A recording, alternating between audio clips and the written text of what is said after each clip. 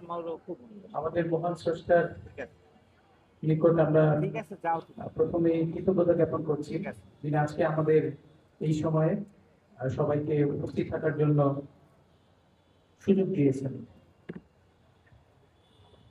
আমি প্রথমেই যারা ছাত্রছাত্রীবৃন্দ আছো তাদেরকে বলি যে আমাদের মহান স্রষ্টার যে পথ, তিনি আমাদেরকে যে কারণে আসলে এই পৃথিবীতে পাঠিয়েছেন এবং আমাদের আহ, যারা আদর্শ, আমাদের নবী রাসূলগণ যারা ছিলেন, হযরত মুহাম্মদ সাল্লাল্লাহু আলাইহি ওয়াসাল্লাম, তার যে অনুসরণীয় পথ, সেই পথই কিন্তু আমাদের একটি কল্যাণময় জীবনের জন্য যথেষ্ট। সেই পথটি যদি আমরা সঠিকভাবে অনুসরণ করতে পারি, তাহলেই কিন্তু আমরা আমাদের ব্যক্তিগত জীবন, পারিবারিক জীবন, সামাজিক জীবন এবং বলি দুইটা জিনিস। একটি হচ্ছে যে আহ, আজকের যে তোমরা যে সময়টিতে আছো, বেশ কয়েক বছর আগে আমরা এই সময়টাতে ছিলাম।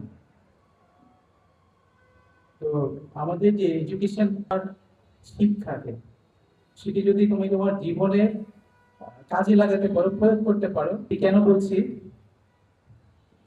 যদি আমরা আমাদের এই শিক্ষাকে ন্যায়ের পথে, কল্যাণের পথে, সত্যের পথে কাজে লাগাতে না পারি, তাহলে কিন্তু এই শিক্ষার প্রকৃত সফলতা কোনোদিনই আসবে না। আমাদের সকল শিক্ষাতেই কিন্তু বলা হয়েছে যে সঠিক পথে থাকার জন্য সুশিক্ষার কথা বলা হয়েছে। কোন শিক্ষাতেই কিন্তু এই দুর্ভক্তির কথা বলা হয় না, অন্যায়ের কথা বলা হয় না। কিন্তু আমরা আমাদের এই শিক্ষাকে সঠিকভাবে আমাদের জীবনে কাজে লাগাতে অনেক ক্ষেত্রেই পারছি না। তো এটা যদি আমরা সঠিকভাবে আমাদের জীবনে কাজে লাগাতে না পারি, তাহলে আমরা যত বড়ই হই না কেন, যত শিক্ষাই অর্জন করি না কেন, যত টাকা পয়সার মালিকই হই না কেন, যতই ক্ষমতা অর্জন করি না কেন, সেটি প্রকৃতপক্ষে কোনো সুশিক্ষা না। তো এই জন্য আমি তোমাদেরকে অনুরোধ করব যে তোমরা দুইটি জিনিসকে তোমাদের জীবনে কাজে লাগানোর চেষ্টা করবে। এটা আমিও অনুসরণ করার চেষ্টা করি। এক হচ্ছে যে তোমরা তোমাদের জীবনে বিচারিতাকে বর্জন করবে, ডাবল স্ট্যান্ডার্ড যেটিকে বলা হয়। কারণ আমাদের যে ধর্মীয় যে বিষয়গুলি রয়েছে, স্পিরিচুয়াল লাইফ, সেখানেও কিন্তু বলা হয়েছে যে তোমাদের মধ্যে সেই ব্যক্তি হচ্ছে উত্তম ব্যক্তি, সেই ব্যক্তি সেই মুমিনী সৎ অপেক্ষা উত্তম, যিনি সৎ পথে থাকেন, সৎ কাজের আদেশ দেন এবং অসৎ কাজে নিষেধ করেন। এই জীবন তোমাকে কিন্তু সেখান থেকে কোনো না কোনো সময়, কোনো না কোনো মুহূর্তে তোমাকে কিন্তু মুখ থুবড়ে ফেলবে। তুমি তোমার যে কাঙ্ক্ষিত জায়গা, সেখানে তুমি কখনোই যেতে পারবে না যদি না তুমি তোমার লাইফে, তুমি যদি লাইফে কিছু পেতে চাও, তোমাকে অন্যদের থেকে আলাদা হতে হবে।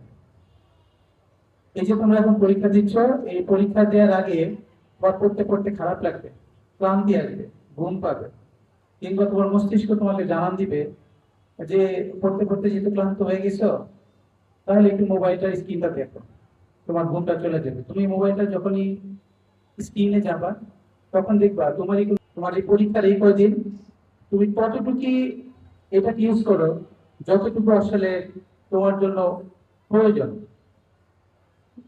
এই অ্যাটাচমেন্ট থেকে তুমি যদি বাইরে না আসতে পারো, পরীক্ষায় তুমি তোমার কাঙ্ক্ষিত সাফল্য নাও পেতে পারো।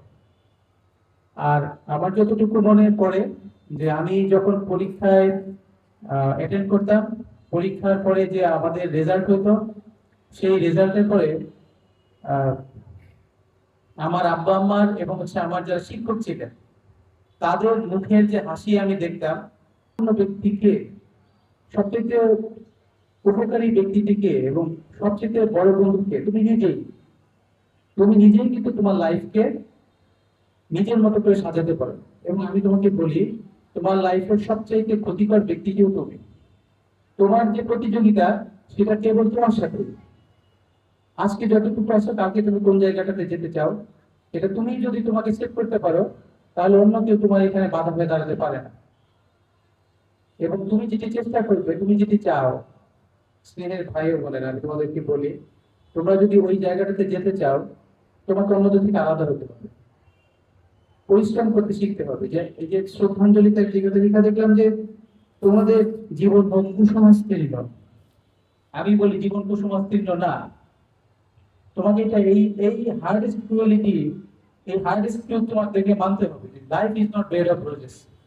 তোমাকে প্রত্যেক পদে পদে কিন্তু আছাড় খেতে হবে, প্রত্যেক পদে পদে তোমাকে কিন্তু পড়ে যেতে হবে, বাট তোমাদেরকে ওই জায়গাটাতে উঠে দাঁড়াতে হবে। প্রত্যেকটা বার পড়বা এবং প্রত্যেকটা বার তোমাকে উঠে দাঁড়াতে হবে, then you will be successful, otherwise not.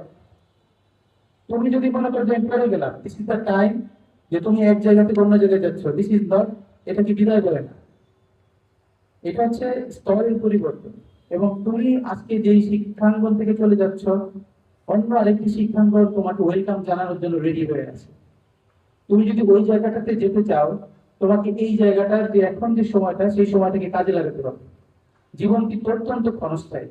এই ক্ষণস্থায়ী জীবনকে তুমি যদি ভালো কিছু দিতে চাও, তোমার এই সময়টাকে কাজে লাগাতে হবে। এবং আমাদের কথাবার্তা এবং আমাদের আচার, আমাদের কার্যক্রম, সেটি কিন্তু দীর্ঘ। মাধ্যমিক শিক্ষা অফিসার সহ সকল শিক্ষার্থী এবং আমাদের জাতির বিবেক উপজেলা রিপোর্ট সম্মানের সভাপতি ডিবিসি বাংলার সম্মানিত সাংবাদিক সোহেল ভাই সহ সকলকে আসসালামু আলাইকুম। আসলে যারা আজকে 26-এর পরীক্ষার্থী, তাদের জন্য একটি আনন্দের দিন আমি মনে করি।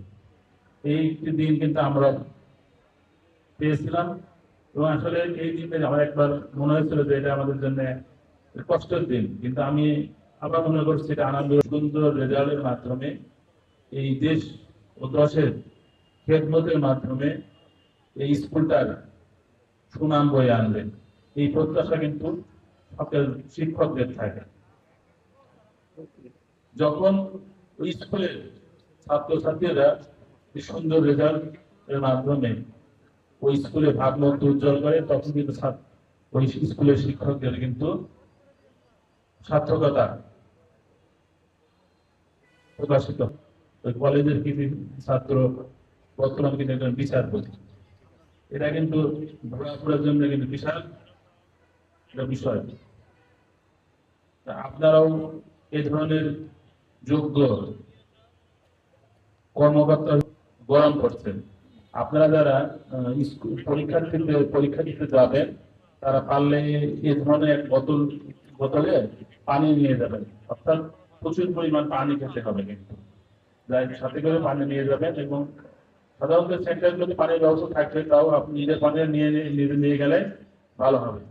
আর পরীক্ষা ঢোকার আগে বা পরে, পরীক্ষার আশপাশে দেখবেন বিভিন্ন ফুচকা বা অন্য আইসক্রিম বা বিভিন্ন রকম দোকান বসবে, এখান থেকে কোনো কিছু আপনারা কিনে খাবেন না। আর যখন প্রশ্ন পাবেন, প্রশ্নপত্র পাওয়ার পরে এটা নিয়ে আপনার কমন পড়ছে কি পড়ি নাই, এটা নিয়ে আপনার নার্ভাস হওয়ার দরকার নেই। আপনার যে প্রশ্নগুলো আপনি উত্তর দিতে পারেন সেগুলো লিখতে থাকেন, এবং দেখবেন যে ওইগুলো লেখার সময় পরে যেগুলো আপনি কমন পড়ি না, ওইগুলো ইনশাল্লাহ আপনি আস্তে আস্তে আপনার মেধা দিয়ে আপনি যে পাঠ্যপুস্তক ঠিক করে পড়ে থাকেন, আপনি লিখতে পারবেন। এবং প্রত্যেকটা প্রশ্নের উত্তর লেখার জন্য আপনাকে কিন্তু নির্ধারিত সময় নির্ধারণ করে রাখতে হবে। অনেকে আছে ছাত্রছাত্রী আছে, একটা প্রশ্ন লেখেন 30 মিনিট ধরে, আর একটা প্রশ্ন লেখার জন্য তার সম্বন্ধে আমরা কিন্তু জানি। আমরা যখন ছোট ছিলাম তখন এই দেশটা নকলে ছেড়ে গেছিল, নকলে রঞ্জে রঞ্জে নকল, এমন কোন স্কুল প্রতিষ্ঠান নকল ছাড়া পরীক্ষা। এই ডক্টর মিলন সাহেব যখন প্রতিমন্ত্রী হয়, সে বিভিন্ন সেন্টারে হেলিকপ্টার যোগেও দূর দূরান্তের বিভিন্ন সেন্টারে যেয়ে নকল। স্যার উপস্থিত আছেন অফিসার ইনচার্জ ভুয়াপুর থানা জনাব সাব্বির হোসেন, আমাদের মাঝে উপস্থিত আছেন আমাদের ভুয়াপুর উপজেলা বিএনপির সংগ্রামী সভাপতি অ্যাডভোকেট গোলাম মোস্তফা সাহেব, পৌরসভা বিএনপির সভাপতি জনাব। এই স্কুল ঐতিহ্যবাহী স্কুল ভুয়াপুর, ইতিমধ্যে এই স্কুলটি সরকারি, সরকারি স্কুলে পড়াশোনা করার একটি ইচ্ছা সকল ছাত্রদের থাকে। যারা এখানে পড়াশোনা করার সুযোগ পেয়েছো, আমি মনে করি প্রথমেই তারা সৌভাগ্য, এরকম একটি ভালো স্কুলে পড়াশোনা করার সুযোগ পেয়েছে। আর স্যারের বক্তব্যে যেটা মনে হয়েছে যে আমরা একটা কঠিন অবস্থার মধ্যে যাচ্ছি, আসলে তা না। এটি আমরা কি স্তর পরিবর্তন হবে নাকি? মাধ্যমিক স্কুলে ছিলাম, আমরা কলেজের দিকে যাব, আমাদের স্তর পরিবর্তন হবে। এবং স্যার যেভাবে বলছেন, এই স্কুলের বেলায় এটা কঠিন নয়। অন্য স্কুলের ছাত্রছাত্রীরা একটু পড়াশোনায় কম, 19-20। আমি বিশ্বাস করি তোমরা নিশ্চয়ই ভালো করবে। আর আমাদের প্রধান অতিথির জ্ঞাতার্থে আমি বরাবরই বলি একজন শিক্ষক হিসাবে, এবং ছাত্রীদের পরীক্ষার্থীদের জন্য গুরুত্বপূর্ণ সেটি হলো পরীক্ষার আগে বাবা মারা কি করে, খুব ভালো মন্দ খাওয়ায় নাকি? যে পরীক্ষা দিতে যাবে খুব ভালো যাবে। আর পরীক্ষার কেন্দ্রে একটু দূরে, এবার তোমরা যারা প্রপারে থাকো তোমাদের যেতে হবে ফলদা, যাত্রাটা শুরু করতে হবে একটু আগে, যাতে তুমি পরীক্ষা কেন্দ্রের আধা ঘন্টা আগে অন্তত পৌঁছতে পারো।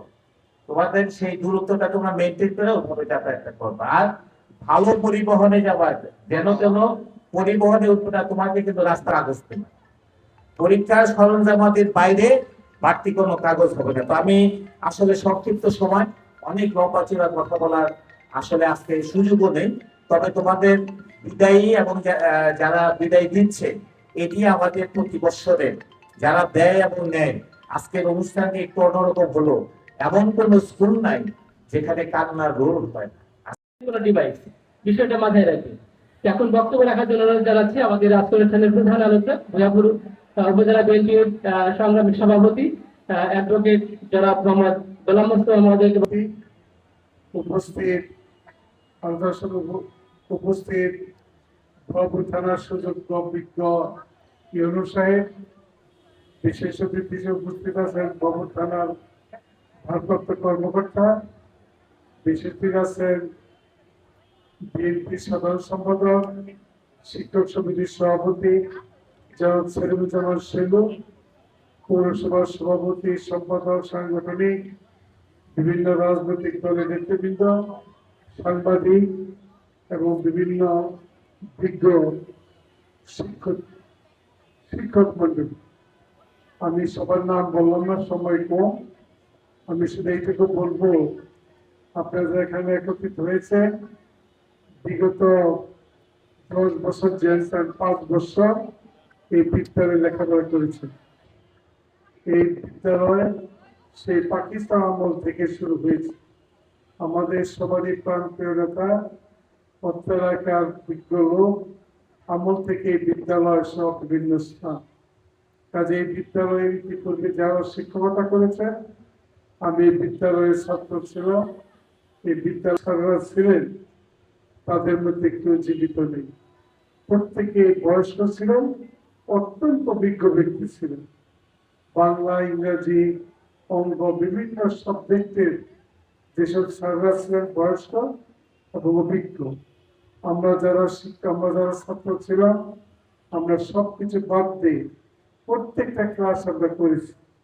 এবং স্যারদের গুণাগুণের কারণ, যে কারণে আমরা বলে থাকি আল্লাহ সৃষ্টিকর্তা, পিতামাতার জন্মদাতা, শিক্ষক শিক্ষিত হলো মানুষ গড়া কারিগর। আমাদের পিতামাতা জন্ম দেওয়ার পরেও প্লে থেকে আরম্ভ করে ডিগ্রি পর্যন্ত স্যারদের আন্ডারে থাকেন, তারা শিক্ষকতা করেন। আমি যতটুকু জানি বিদ্যালয়ের ঐতিহ্য বজায় আছে, সেজন্য ধন্যবাদ। পাশাপাশি কথাটা যদি বলা ঠিক থাকতো, আমার অভিজ্ঞতা আলোকে বিগত দিনে কি হয়েছে জানি না, পট পরিবর্তনের পরে পারবো তাকে ভর্তির সুযোগ করে দেন, কনকামের সুযোগ করে দেন। প্রথমে দেখা গেছে কেউ 3 সাবজেক্ট 4 সাবজেক্ট পর্যন্ত ফেল করেছেন, নাম্বার তেমন পাননি। ইতিপূর্বে যা হয়েছে, সাবেক বিপি আমার বন্ধু হাবিবুর রহমান তরফদার ভুট্টু ভাইকে পরিচয় করে দিচ্ছি, বিএনপির সহসভাপতি উপজেলা বিএনপি। পরিচয় করে দিচ্ছি আমার বন্ধু জাহাঙ্গীর হোসেন, ভুয়াপুর পৌর বিএনপির সংগ্রামী সভাপতি। এই স্কুলেই ছাত্র ছিল, একসাথে আমরা পড়ালেখা করেছি। পরিচয় করে দিচ্ছি ছোট ভাই গিয়াসউদ্দিনকে, তিনি পৌরসভা বিএনপির সংগ্রামী সাধারণ সম্পাদক। পরিচয় করে দিচ্ছি মনিরুজ্জামান তরফদার মিন্টু ভাইকে, সেও এই স্কুলের ছাত্র। আমাদের শামসুল হক সবুজ সাহেব, একটু হাতটা জায়গা না পেও, হ্যাঁ আমাদের রায়হান সাহেব, আবু রায়হান যমুনা ক্যান্টনমেন্ট থেকে যিনি এসেছেন, আমাদের মোস্তফা ভাই, আমাদের সোহেল সাংবাদিক, আমাদের অ্যাডমিনিস্ট্রেশন অফিসার আমিনুল ভাই, আমাদের মাধ্যমিক শিক্ষা অফিসার জনাব শহীদুল ইসলাম সহ আমাদের আখতার হোসেন খান ছোট ভাই, হ্যাঁ সাংবাদিক ও অধ্যাপক আখতার হোসেন খান, আমাদের জাহিদুল ইসলাম রিপন মঞ্চে শাসন গ্রহণ করেছে, তাদেরকে ধন্যবাদ জানাচ্ছি, আমাদের অভিনন্দন জানাচ্ছি। আমি এখন বক্তব্য রাখার জন্য সবিনয় নিবেদন করছি আজকের অনুষ্ঠানের বিশেষ অতিথি বাংলাদেশ জাতীয়তাবাদী দল বিএনপি বোয়াপুর উপজেলা শাখার সংগ্রামী সাধারণ সম্পাদক জনাব সেলিম